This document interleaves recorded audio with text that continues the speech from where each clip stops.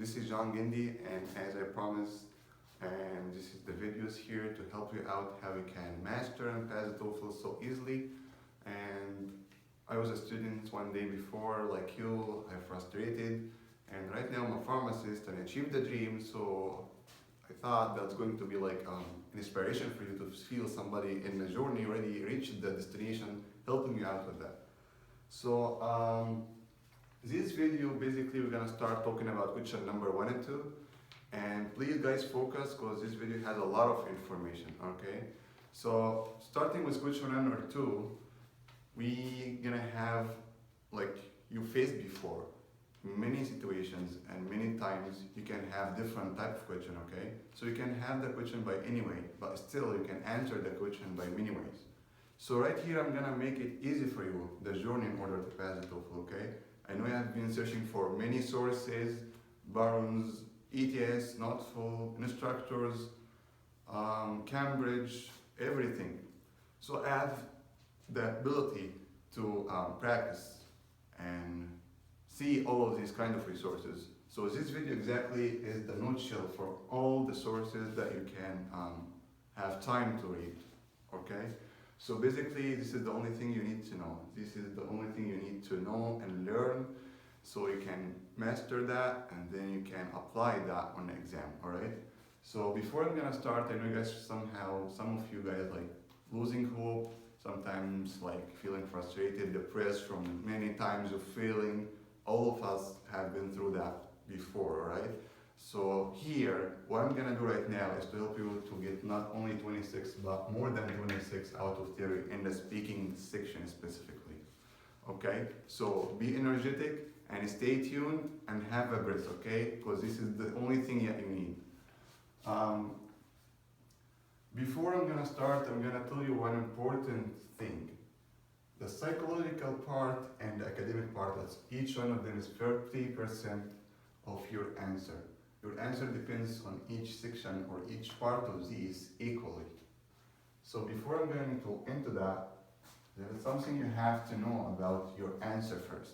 So the second lecture here, or the second part here, there is something that you don't have to do, okay? So the thing that you don't have to do in your answer is you don't have to listen to TVs or radios. Some people would say, okay, I have to listen to the radios, I have to listen to any stupid things in a TV or so in order for me to advance or go to the second level of being a fluent speaker. You don't have to do that. The only thing that will help you out is to have a specific accent, different type of movies, different kind of culture states. That's not going to help you out on just having more advanced level of speaking, right? So the second part is your accent. Some people would say, okay, have a thick accent or a thin accent. Some people would say, oh yeah, I'm from France. So when I'm speaking, it's like something crazy. I would like to know that, okay, or from Asia or so. Oh, can you put the people for me? You know, it's not about that. I'm here and I'm from Africa and I'm speaking English and you guys know that already. From my accent, you can understand everything I mentioned, right? Not like speaking something or saying odd words or so, alright?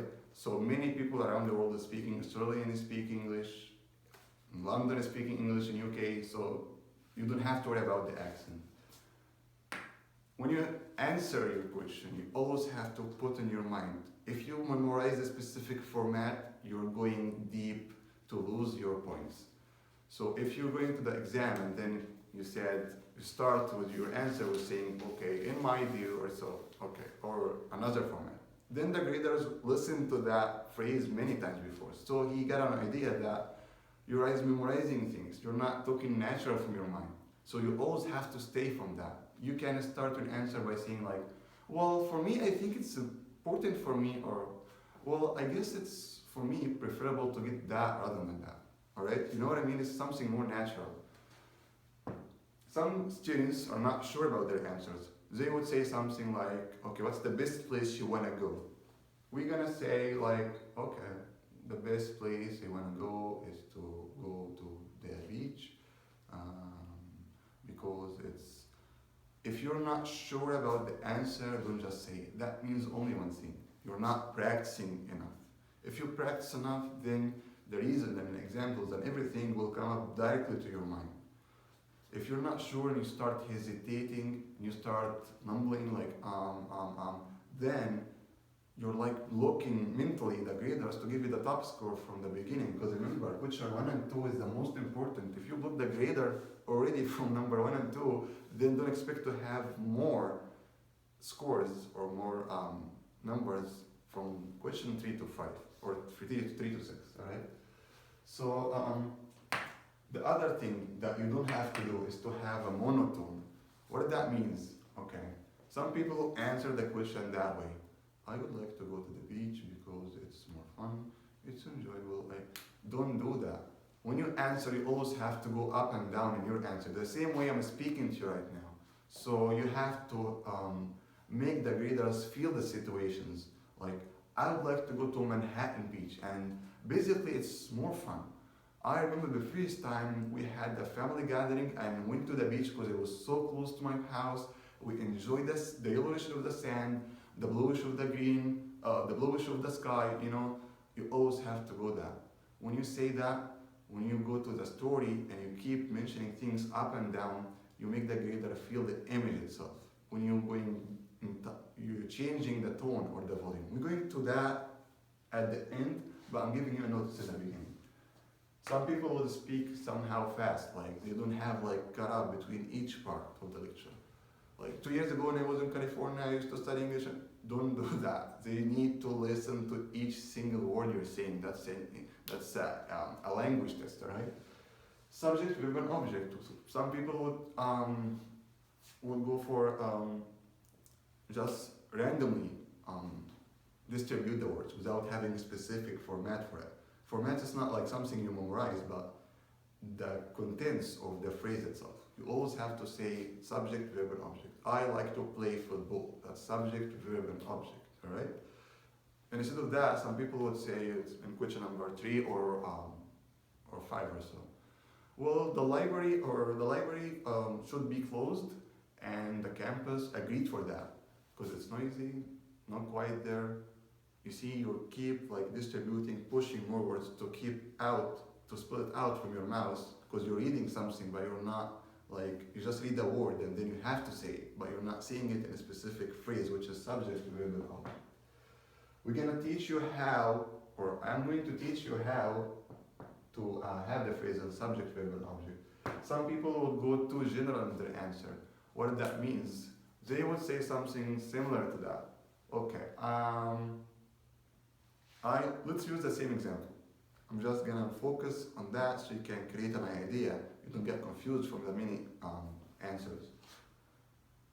I like to go to the beach. It's more fun. I went there 2 years ago or a couple of weeks ago, last weekend, and it was amazing.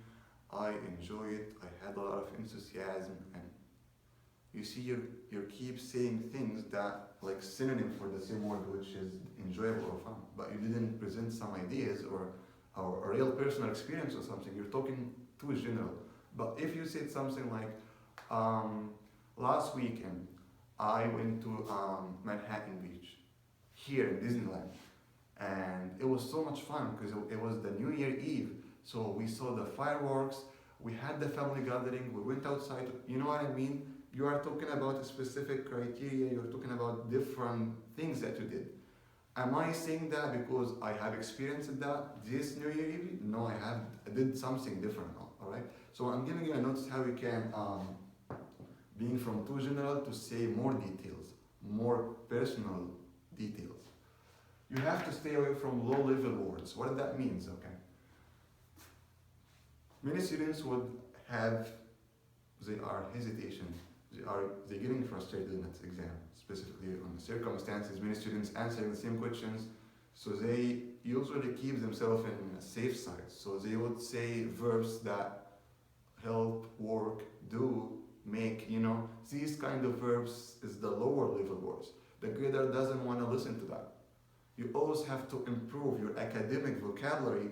If you have a specific problem, you have to add more or endorse more of these high level verbs to your answer.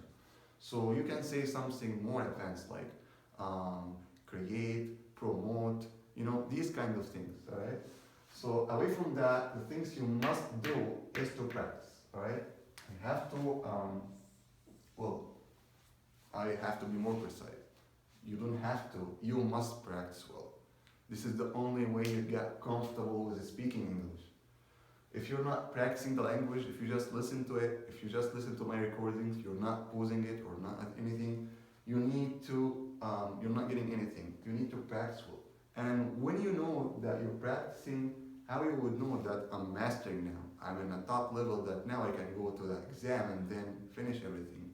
Alright, so here in this level, in this part, when you speak English and you feel comfortable saying any words, that feel of comfy gives you an idea that you can master the question, alright? Please, the second part here is to pause the video and jot down every single note and point.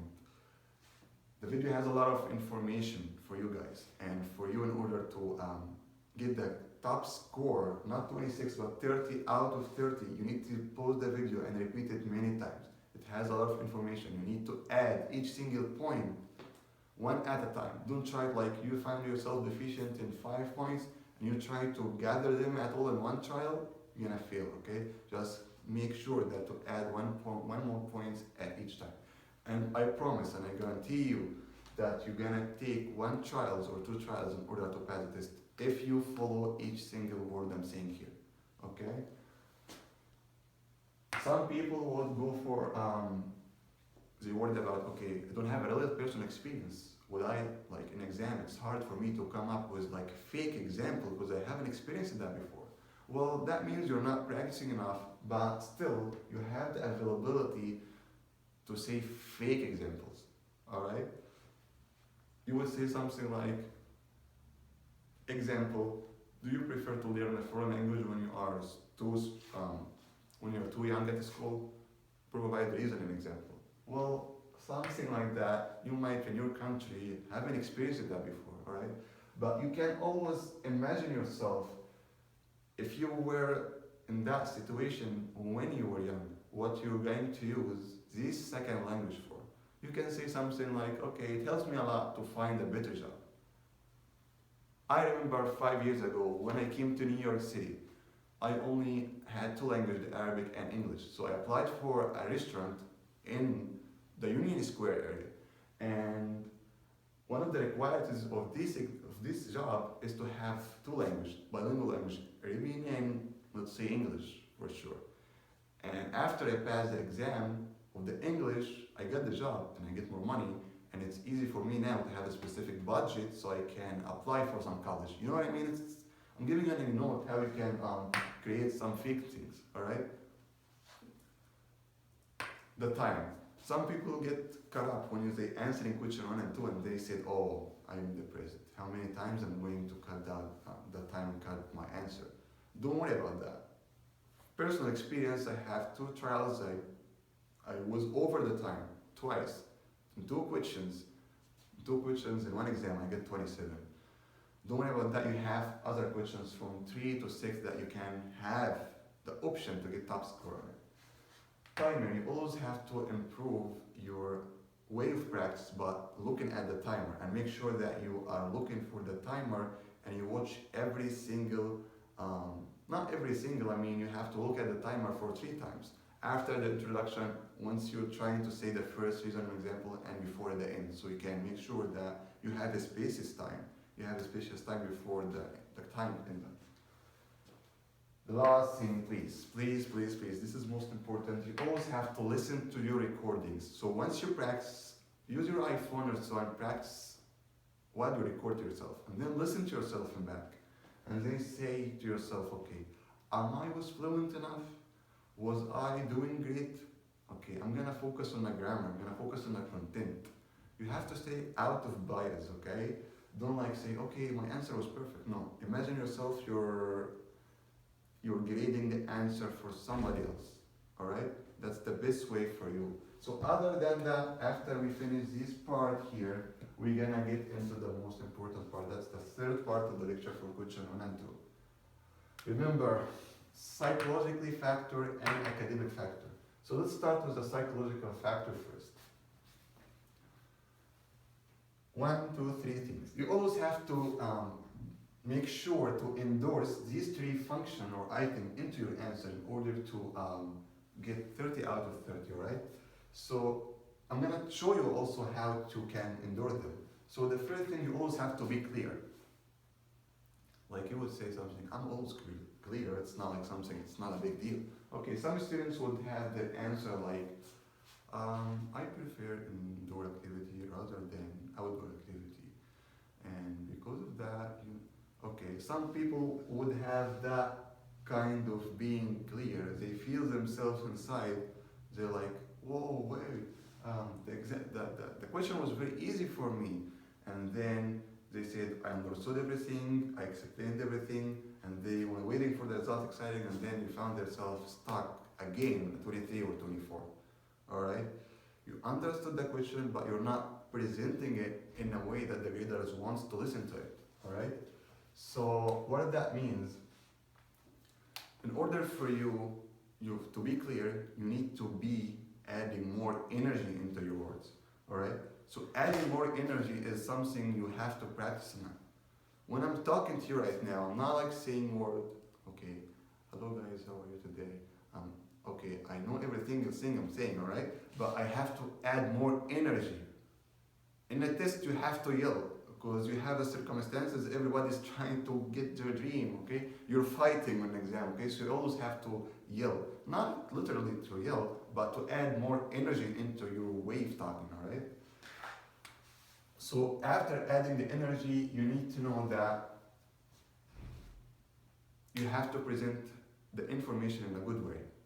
And that literally is part from question 3 to 6. Sometimes you have a good notes, and sometimes you're not presenting it well. But sometimes your notes is the weak point that you have to work with.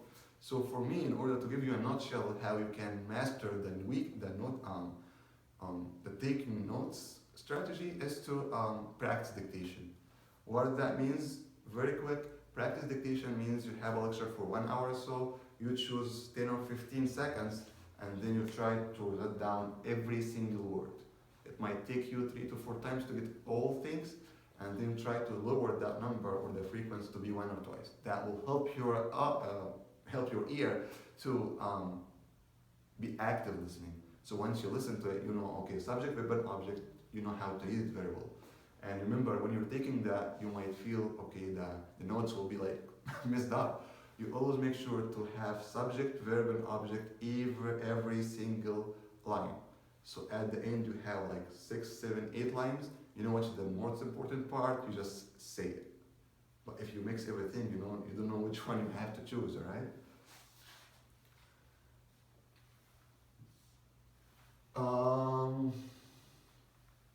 After being clear, you need to know that you have to be confident. All right, how you can have that kind of confidence if you're going back and forth to the exam and you keep failing? Well, like I said, here's everything that you need, and I promise you guys, it's only 1 trial or 2 trials that you need. Just digest this information very well and get back to the exam. Apply everything. That's exactly the same. That's all the materials from every sources that you can imagine. You don't have to search for anything else, all right? The second thing is you have to know. This is something like more friendly between me and you. Some people would say, I'm so frustrated. I'm not enjoying my life. Even here, and being confident is something hard for me to like enjoy my life because I have been on a situation that I'm frustrated. I feel a lot. I lose confidence in myself. So for me, how can I get that kind of confidence? I've been feeling for 20 times, all right? So other than that, beside the information that you got, here you need to know you always have to improve and go forward in your life. Don't stop your life and say, I need to pass the TOEFL. Before I can enjoy my Christmas, before I enjoy the New Year, just put it in a specific arena, the cycle for it, so you can control it and then you can enjoy your life. If it becomes the whole thing in your world, you're gonna get frustrated and depressed, all right? So other than that, The third part here is to be fluent. How you can be fluent in speaking English? How you can be fluent? Okay. You always have to know that you have to speak from your mind. I'm not reading anything. Am I reading anything here? No, I'm talking to you right now. So everything is from my mind. How you can get to this point, to speak from your mind, not judgmental, is to practice too much. For me, I practice a lot. So right now I'm feeling comfortable saying anything.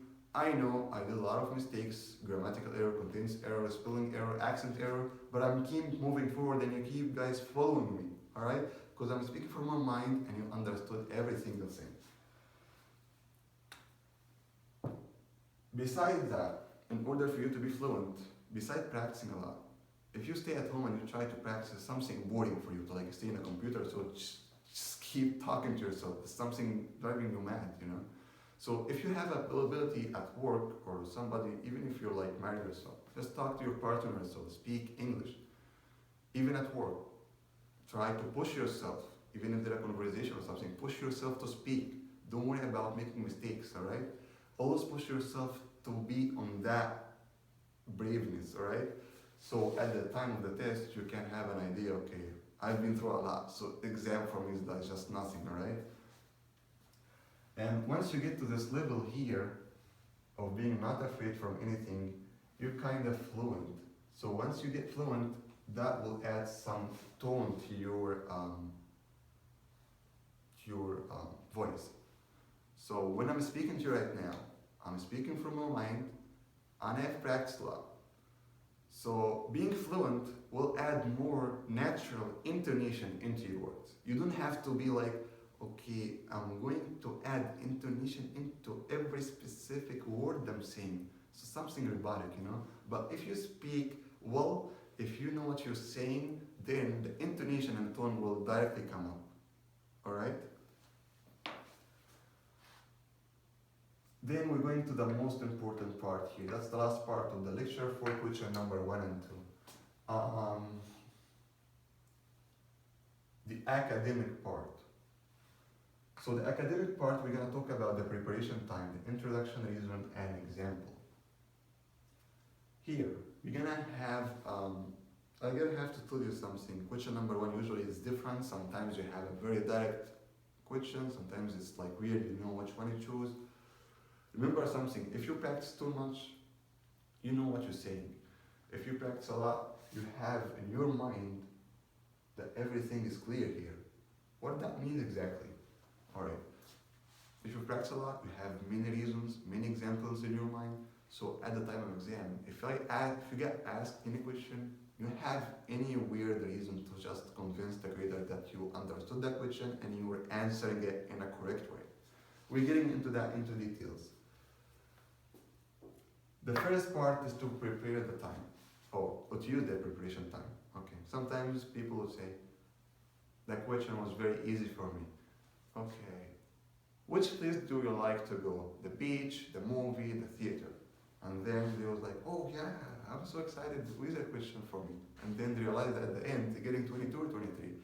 Don't get stuck, don't get excited about the question. Use the preparation time to add more details into your example to convince the grader with the reason. So even though if it's easy question, you can make your answer not only correct 70%, make it 90%. So he get an idea from the beginning, that guy is different from the others, alright? The introduction, you always guys need, you always use part of the question, which, let's say, do you prefer go to the beach or watch a theater movie? What people would say something like, I would prefer to go to the beach rather than, don't try to be robotic, don't try to read. Because the reader, they are trained very well to know, and once they listen to your answer, they know if you are like saying something natural or just you're reading something. That's how they can differentiate between low-level students and the medium and the higher one. Alright? So you always have to start with taking part of the question, but you always say it in your own way. So, well, for me, I prefer, especially in the summer, to go to the beach. You know what I mean? Something more natural. because you put yourself in a situation, so you keep answering it from your mind, you know? So the introduction, then going to the reason. The reason has to be, must be short. Must be short mean some students like messed up the whole thing. They just say, I prefer to go to the beach because I think there it's a good time to spend with family and friends. Always be specific. And once you finish the introduction going to the reason, you always say it's more fun. Just very simple, quick. But remember, if it's too simple, don't get tricked up, and then you would say something like, okay, yeah, because I remembered something important. It's a tricky part here and being clear. Some students would feel like, okay, here's a piece of paper. They answer the question like, let's say here I'm reading something from here. Do you see my volume? How high is it? When I'm just putting the paper down, see the difference between my speaking volume before and right now. Do you see? I haven't changed anything, but here you are stressing these areas, so the volume is not clear. So once you answer the question, make sure to have that paper right here, so when you speak, you can speak more comfortable. Do you see what I'm saying?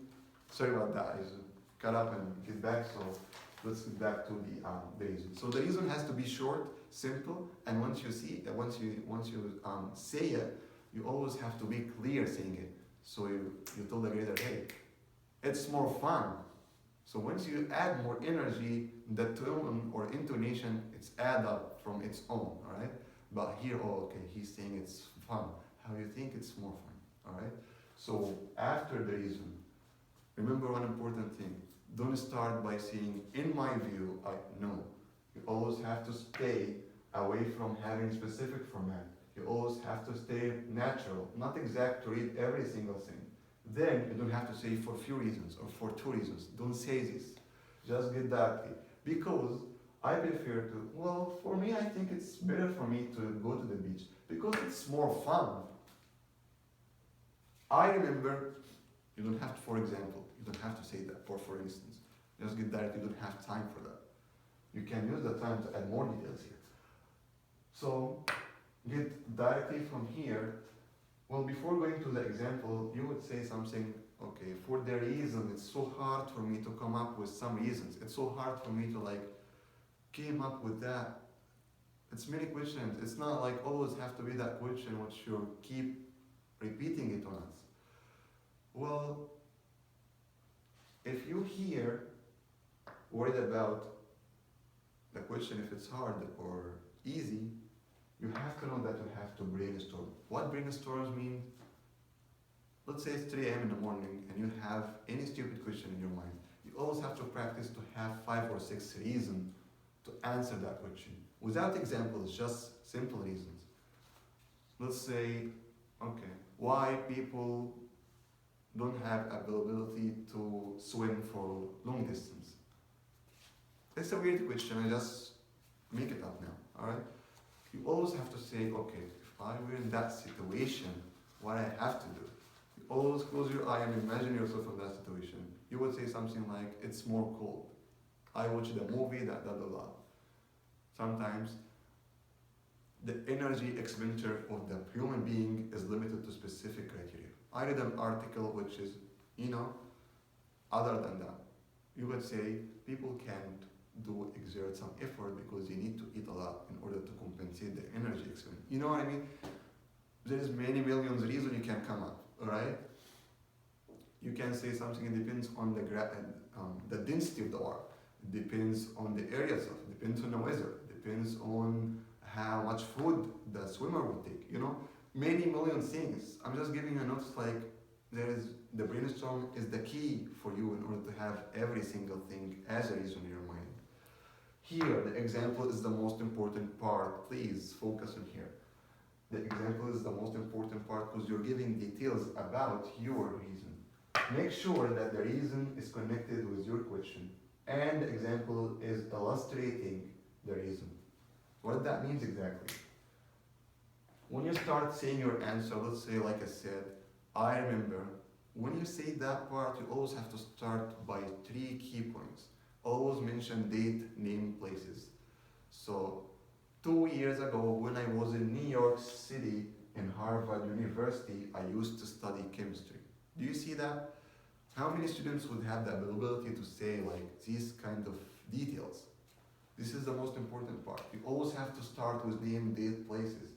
So before getting into example, before you do anything, just practice that. You will have to have that mentality when you're going to the exam to state these words before. And then, here is the important thing. You're talking about a past experience, so all those verbs should be in the past. So the other questions you are talking about, she states that, all right? Here, you're talking about the past. So you can say something like,